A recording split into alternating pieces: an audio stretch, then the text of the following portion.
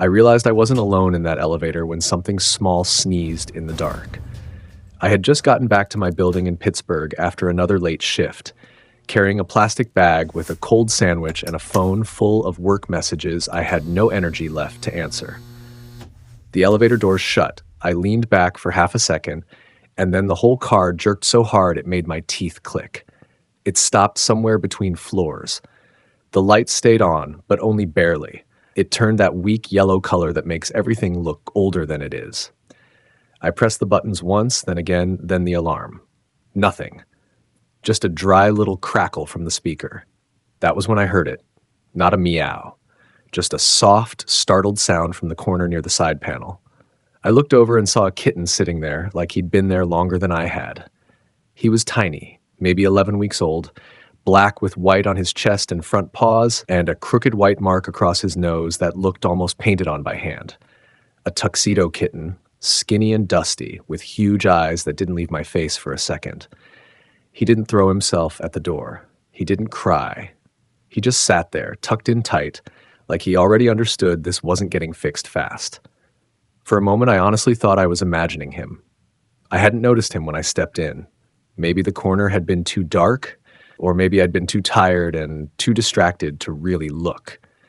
Then he blinked once and pulled one paw a little closer under himself. "Okay," I said out loud because silence suddenly felt too heavy. "So it's not just me." He didn't move. I crouched down a little, and that was when I saw the floor around him. There was a thin smear of gray dust under his paws, and next to him, stuck near the metal edge, was a damp maple leaf curled at one corner. Not something that came from somebody's apartment upstairs. Something from outside, or from the service areas downstairs where the cold always found a way in. I pressed the emergency button again, and this time a voice came through in pieces. A dispatcher. "Static. A technician on the way. Don't force the door." Then the line cut out. The kitten lowered his head, but he kept watching me. And sitting there in that dim, stalled elevator with that little black and white stray tucked into the corner like he'd been waiting out the world on his own, I had the strange feeling that getting the doors open wasn't going to be the hard part. I pressed the emergency button one more time, harder than before, like pressure might help. This time the speaker answered with a burst of static and a tired voice somewhere behind it. "Maintenance has been called," the man said. "Please stay calm. Do not try to force the doors." "How long?" There was a pause. Then more static. "A technician is on the way." That was all I got before the line crackled out again. I let my hand fall and leaned back against the wall. "Of course," I muttered. "On the way." The kitten kept his eyes on me. He still hadn't made a sound. That was the part that got to me. Most small things, when they're scared enough, make noise. They scramble, they cry, they throw themselves at whatever feels like a way out. He didn't. He just stayed folded into himself, like being quiet had already saved him more than once. From where I was now, I could make out more of the floor around him. The gray dust was still there, and that little maple leaf had dried just enough at the edges to curl upward. There were tiny dark specks near the wall, too, like dirt shaken loose from fur. He didn't look like a kitten who had wandered out of somebody's apartment a minute ago. He looked like he'd come from somewhere colder and less familiar. I unscrewed the cap from my water bottle and poured a little into the plastic lid. Then I tore off a clean corner of a napkin from my food bag and slid both of them a little across the floor. "I know," I said quietly. "Not exactly room service." He didn't rush it. He watched my hand first, then my face, then the lid. I stayed still.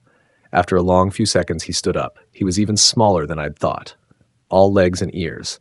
He took one careful step, then another, his white paws making almost no sound against the floor. He lowered his head, licked once, then twice, quick and cautious, and pulled back again like he regretted trusting me that much. "Fair enough," I said. The elevator gave a low shudder under us, not a full jolt, just enough to make the walls hum for a second. The kitten froze. And before I could say anything else, the light overhead flickered hard enough to change everything between us. When the elevator shuddered a second time, the kitten didn't bolt for the doors or flatten himself back into the corner. He shot straight toward me and wedged himself into the narrow space between my ankle and the wall, like that was the only solid place left in the world. I froze. Through my pant leg, I could feel him trembling. Not wildly, just that constant fine shaking small animals get when they're trying very hard to stay quiet. I moved slowly, slipped off my jacket, and spread it on the floor so he wouldn't be pressed against the cold metal. He didn't use it right away. For a few seconds, he stayed where he was, still tight against my leg, staring up at me like he was waiting for the trick in all this. Waiting for the sudden grab, the loud sound, the part where trust turns out to be a mistake. "It's okay," I said, and even to me my voice sounded different now. Lower, slower. "You don't have to believe me yet." Eventually he stepped onto the sleeve, just one paw at first, then the other. Then he lowered himself down, keeping one side of his body on the jacket, but never quite taking his eyes off me.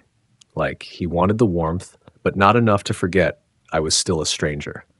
Nobody came. Not yet. So I started talking. At first I was only trying to fill the silence. I told him about my day, about the shipment that came in late, about a driver calling out at the worst possible time, about how I'd spent the last hour pretending I still had patience left when I knew I didn't. Then I kept going. About nothing, really.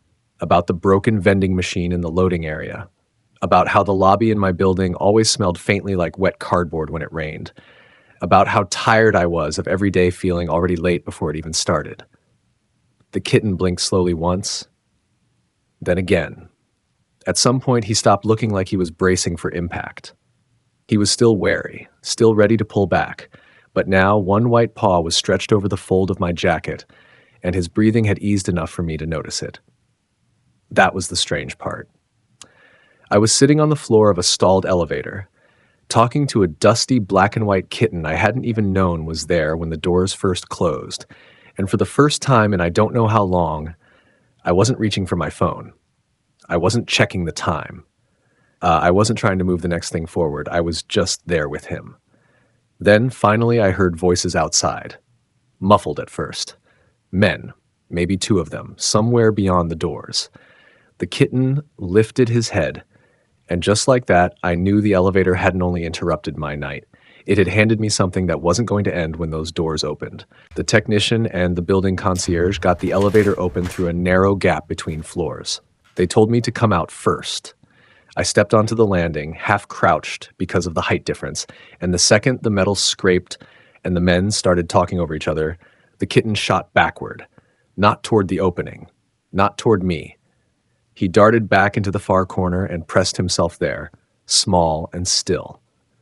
"It's okay. I'll get him," I said. Then I climbed back into the elevator. At that point, it didn't even feel like a decision. I just knew I couldn't walk away and let them close the doors with him still inside.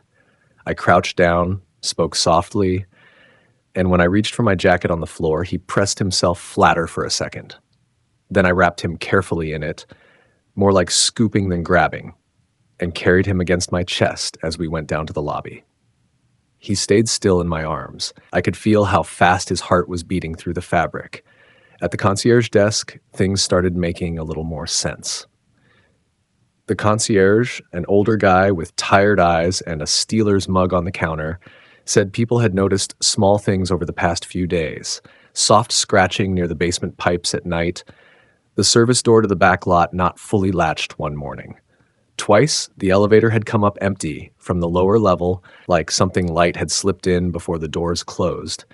None of it proved anything by itself, but together, it painted a picture.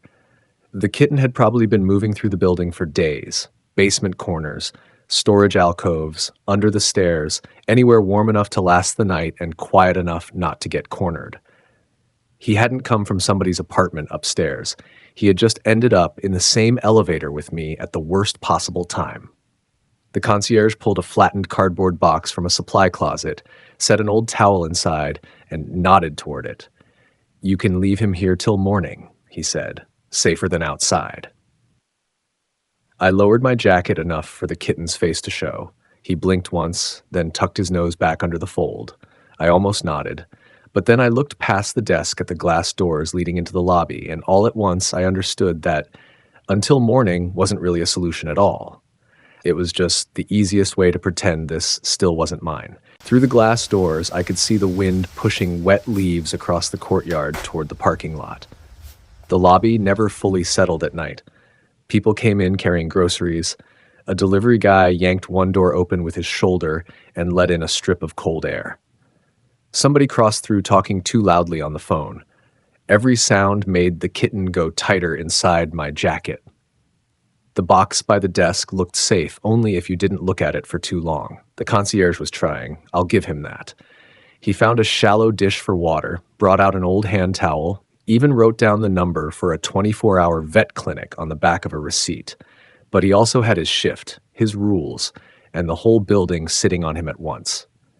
He couldn't spend the night guarding one scared kitten in a drafty lobby. I called the clinic first.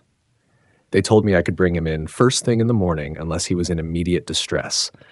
I called a local rescue line next and got an automated message saying someone would get back to me as soon as they could. That was it. No neat handoff, no instant fix, just a building lobby, a kitten in my jacket, and a choice I hadn't planned on making. I crouched beside the cardboard box and lowered him into it just enough to see what he'd do. He stayed there for a second, small and silent, one white paw tucked under him. Then the front doors slid open again with a hard rush of air, and his head snapped up so fast it made me flinch too. I understood it then without dressing it up. Either I left him there and hoped the building would be kinder to him than the outside had been, or I took him upstairs for the night and let something living and unpredictable cross a line I had kept pretty firmly closed in my life. I stood there a second longer than I needed to, staring at the box like it might answer for me. I still told myself it was only about one night. Then I took a step away from the box, and I heard the soft scrape of cardboard behind me. I turned and saw him climbing out after me. He didn't come far, just a few quick steps before he stopped at my shoe and pressed himself against it, small and silent. For a second, I just stood there looking down at him. The kitten had come out of the box on his own and crossed that cold lobby floor just to stop at my shoe. He stayed pressed against it, small and silent, as if he'd used up all the courage he had on those few steps. I didn't bend down right away. I think some part of me still wanted a cleaner answer than that. Something practical, something temporary, but there wasn't anything clean about it anymore. The concierge looked at us, then said softly, "I can keep an eye on him till morning shift, but he seems to have made up his mind." That was it. Not dramatic, not noble. Just the point where the excuse I'd been leaning on stopped sounding real. I bent down and wrapped him gently in the old towel from the box. He stayed tense, but he didn't fight me when I lifted him. He just tucked himself in close against my chest, wide-eyed and still.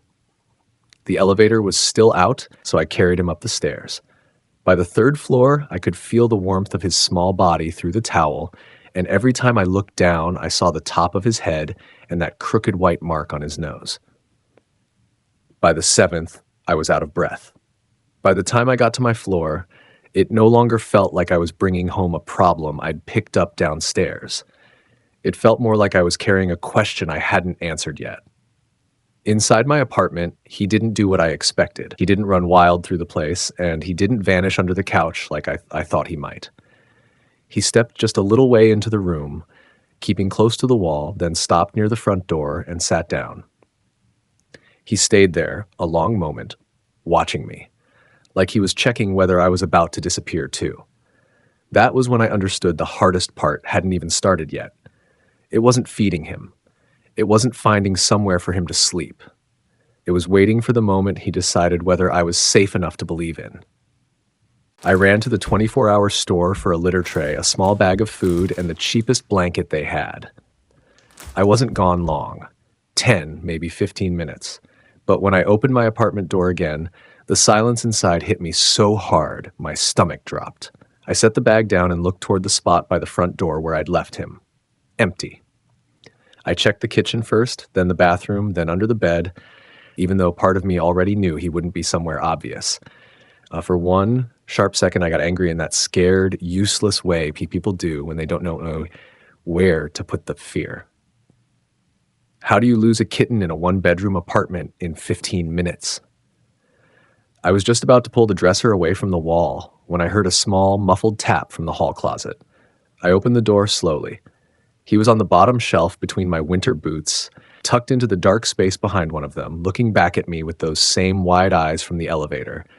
But now he didn't look like he was hiding from me exactly.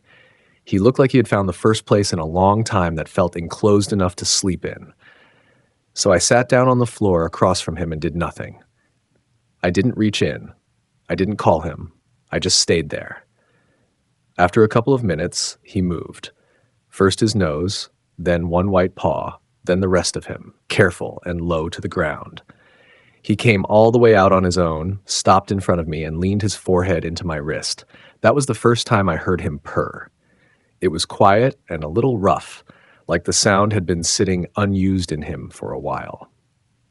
The next morning, a rescue volunteer finally got back to me.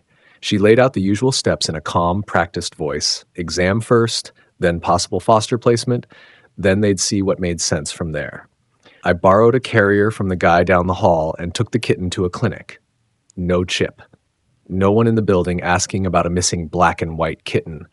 Nothing that made the decision easier by taking it out of my hands. The vet checked him over and said he was underweight, but holding up well. Then she glanced at the carrier where he'd gone still the second I stepped away from the table and said, almost casually, "He picked his person fast." I didn't answer her right away. On the walk home with that borrowed carrier knocking lightly against my leg, I realized the question had changed without asking me first. It wasn't whether I could help him now. It was whether I could go back to my old life later and act like he'd never been there. That evening, I opened the message from the rescue volunteers standing in my kitchen, one hand on the counter, the other still holding my phone. They had found a temporary foster. They could pick him up the next day. No rush, no chaos. Everything handled the right way. It was the perfect answer, convenient, sensible, exactly the kind of answer I had built my life around. I even started typing back. The kitten had kept a careful distance from me most of the day. Not hiding anymore, but not acting like he belonged either. He stayed near the wall, watched me from doorways, followed me with his eyes, and nothing else. So when I heard the soft rustle behind me, I turned. He had jumped up onto my work bag, not my lap, not the couch, the bag, the same beat-up black bag I carried out the door every evening without thinking, the one that always meant I was leaving for something, late for something, responsible for something. He turned once on top of it, tucked his paws under himself, and settled there like he had chosen his spot very carefully. I looked at him longer than I looked at the screen. The white patch on his chest rose and fell with each breath. One back paw stuck out a little from under him. His eyes were on me, steady now, not asking whether I was dangerous anymore. It felt like he was asking something simpler. Whether I was leaving again. I looked down at the message again, then back at him. For a long time, I had told myself I was good at keeping life manageable, simple, clean, nothing too personal depending on me. But there he was, stretched across the one thing in my apartment that had always belonged to Hurry, and somehow that made the whole truth impossible to dodge. I deleted what I had typed. Then I wrote back that I'd handle it myself. After that, I sat down on the kitchen floor, and only then, for the first time without rushing it, I gave him a name. Marlowe. He didn't leap at me. Didn't do anything dramatic. He just lifted his head, looked straight at me, then stepped down from the bag and came over. Calmly. Like he'd been waiting for that exact answer. When he climbed into my lap, he did it with the quiet confidence of something small that had already made up its mind. And sitting there with him, I finally understood the most honest thing about that night. It wasn't only the kitten who got out of that stuck elevator. I did too.